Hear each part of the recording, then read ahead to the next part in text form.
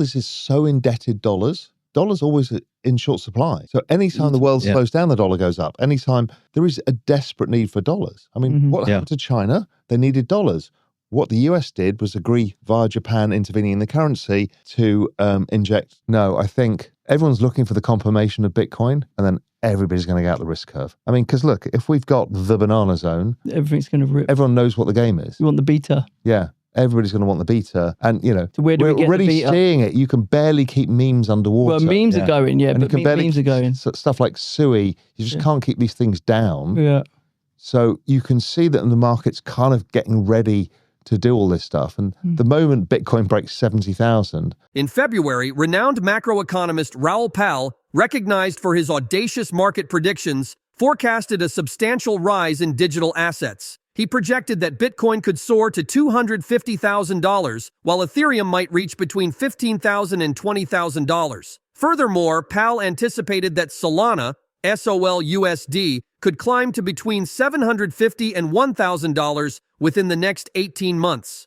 These projections underscore Pal's broader perspective on the growing significance of digital assets in transforming global finance. Pal also addressed critical issues such as escalating debt levels and the currency debasement policies implemented by central banks.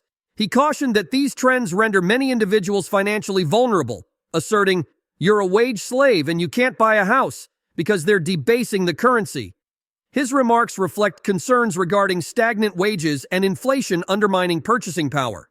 Pal posits that digital assets can hedge against these systemic challenges, safeguarding those impacted by rising living costs and diminishing wealth. As central banks inject liquidity to manage debt and stimulate growth, a parallel revolution in digital assets is unfolding. Cryptocurrencies like Bitcoin and Ethereum redefine traditional notions of wealth and investment, particularly as institutional interest escalates.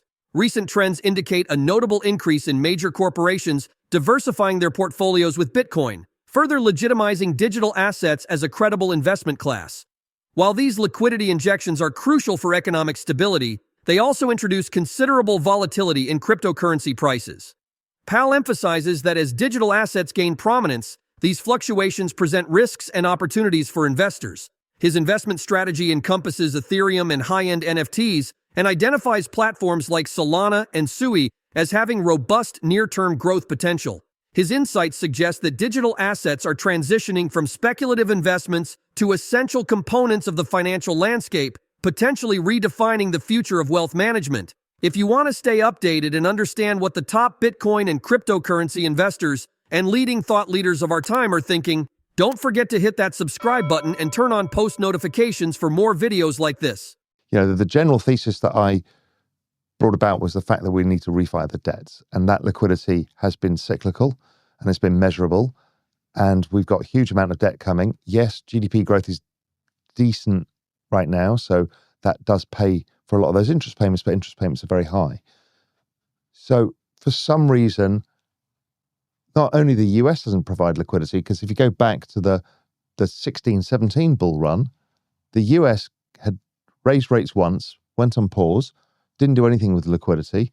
The Chinese did it all, and then the UK because of Brexit.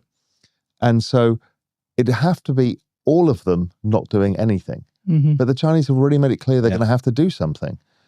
So that's the difficulty I see is I don't see how nobody's going to do it.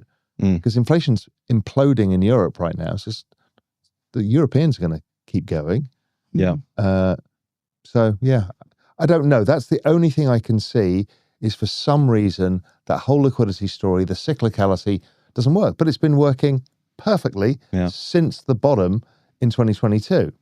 Yeah, yeah. And really, when I look at the patterns and stuff with GMI, it's like I'm complaining because it didn't match last week versus, you know, really with a bit of wiggling around because of flows or whatever, whether it breaks out this week or in 2 weeks' time, 3 weeks' time, makes no difference. But it should be that order of magnitude in terms of time. It's like, it's right here, right now. Go time, yeah. Everyone's looking for the confirmation of Bitcoin, and then everybody's going to get out the risk curve. Yeah. I mean, because look, if we've got the banana zone, everything's going to rip. Everyone knows what the game is. You want the beta. Yeah, everybody's going to want the beta. And, you know, so where do we get already the beta? seeing it. You can barely keep memes underwater. Well, memes are going, and but memes are going. Stuff like Sui, you just can't keep these things down. Yeah. So you can see that the market's kind of getting ready to do all this stuff. And the moment Bitcoin breaks 70,000, I mean, God, these memes are going to go bananas. My only ETH exposure is NFTs. So I've got a lot of high-end NFTs, which are only on ETH. Other than that, I'm a mercenary otherwise. It's like, what's going to outperform? I've been Solana, and then I've been switching towards Sui, even though I'm on the foundation. So I've been granted tokens, but I've actually been buying in the open market because the chart versus every cross rate versus Bitcoin, Ethereum, Solana, and choose your token, and it's about performing. So I'm like, okay, this is the signal that this may be the next chosen one. ETH, I've been thinking through what happened with ETH. So the layer 2s obviously took away from the layer 1. Okay, fine. But what I'm thinking is really being built is something that scales much larger by having the layer 2s, and then they're going to go to this ZK roll-ups, whatever it's going to be. But they have a roadmap, and I think basically they've overbuilt infrastructure for where we are right now.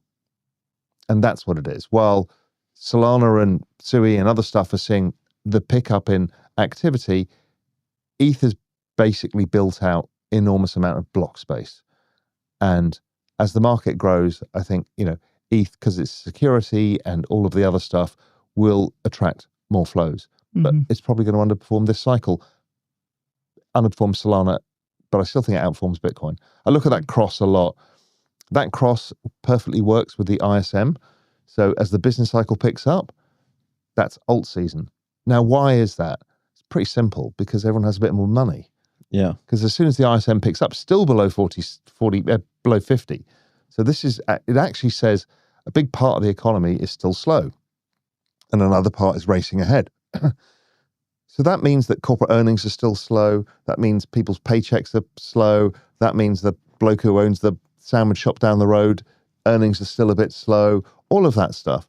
When it starts picking up, that compounding effect of the business cycle means more disposable income, means more investing, and then people go out the risk curve. So we still haven't got to that point. So we're still, and that's another reason maybe this whole breakout from the banana zone hasn't happened, is it really happens when the RSM crosses 50 to the upside. That's like a big signal. The 2008 financial crisis fundamentally reshaped the global economic landscape, significantly resetting financial markets. In the wake of the crisis, policymakers made the critical decision to reflate asset prices to stabilize the economy. This choice has led to a persistent cycle of debt and inflation that seems increasingly inescapable, with many questioning whether traditional economic strategies can effectively address these challenges. Although there is some hope that advancements in artificial intelligence could spur productivity gains, the ongoing issue of currency debasement continues to loom, complicating the path to recovery. Paul also highlights skepticism surrounding the dollar's potential to enter a strong bull market, particularly given the extensive dollar-denominated debt outside the United States. Historically, the dollar tends to strengthen when the Federal Reserve raises interest rates. However, this dynamic can shift quickly as economic conditions change. While the dollar may show moments of strength, various underlying factors, including global economic trends and monetary policy shifts, add complexity to its overall outlook. As a result, investors face a challenging environment that requires adaptability and careful analysis to navigate effectively. The world is so indebted dollars that dollars always in short supply. Yeah. So anytime the world slows down, the dollar goes up. Anytime, it's just, there is a desperate need for dollars. I mean, what happened to China? They needed dollars. What the US did was agree via Japan intervening in the currency to inject dollars back into the Chinese system. Yeah. So I don't think that they need to do anything. And the argument, look at the size of the debt. No shit, Sherlock. We know what they're doing. They're debasing the currency to pay for the debt. Yeah. That's the privilege of having the world's reserve currency. You could force an 8% annual purchasing power depreciation via debasement, which is basically, I think of it as a put option on implosion. So I don't know what you'd pay for the option, a put option on, let's say, equity markets falling 50% plus and most markets falling apart. That's what, if you get the big reset, the big, thing, okay, that's what happens. Well, what we're doing instead is we're basically paying them to take away that downside, or an 8%. It can rally in Any environment. dollar bull markets, dollar bear markets. So, I mean, I don't think we're in a dollar bull market environment right now. I think the dollar moved quite a decent amount. It got down to that 100 level. It's like, no, thank you. And it's Yeah, it was due about. It was and definitely you've due now about. got closing of positions and all of that stuff. And, you know, currencies, when they trend, they really trend. But also you get these periods of sideways consolidation or, you know, retracements that can last a while. So I don't see the conditions for a strong dollar. Yes, as you said, there's this mismatch. And now everyone's like, well, the Fed can't really cut and everyone else is going to cut more. And then that narrative will change. So I just think it's kind of caught in no man's land right now. The other thing is interesting to me is the rates market. The rates market is like utterly convinced that rates can't come down and that every opportunity it sells off. But when you just look at the CPI prints, every single one is lower and has been for 2.5 years. And even the one that came out today, 2.4, it was like, oh my God, it wasn't 2.3. But then you look at the previous one, it was 2.5. It's like there's this disinflationary trend, but the rates market just doesn't want to believe it. I think the world is deflationary overall. I think that's the issue, is the world is deflationary because of technology, because of an aging demographic. I don't see any reason why it's structurally inflationary. And when you look at, you know, we produce all of the demographic charts versus, you know, long-term CPI, labor force participation rate, all of this, it doesn't stop. Now, until the labor force participation rate increases because of AI and robots, which we're too early for that yet. So I think the economy structurally changes, maybe 2030 onwards, we're in a whole new paradigm. But right now, all I can see is disinflation over time. I don't really see a difference. People are like, well, immigration, the UK's just had its largest increase percentage-wise of immigration in history this year. How can that be inflationary?